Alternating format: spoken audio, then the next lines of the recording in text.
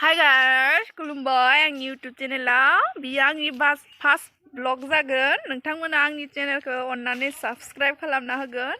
नै दायो दोङो आनैला गोदोर गोदोर जायो आरो बारा देराखै दायो देरबाव राहांदों। नै ये वाला देखो गुआफा आंगोन ले लो खाओ।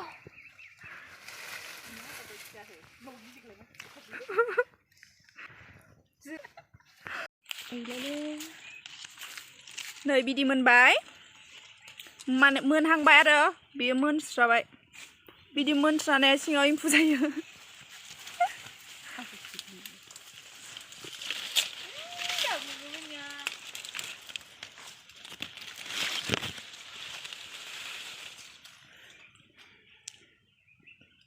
बोथोराबो जा मोजां जादों नै दिनै लांदां लांदां जोमै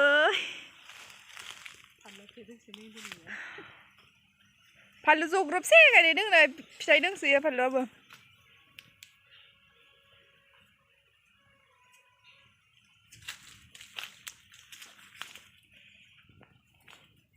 वेदार फिथि हामबा मोजां फिथाइया मोजां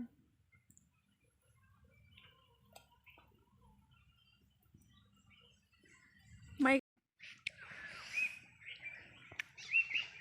जोंनिखौ मोजां मोनो।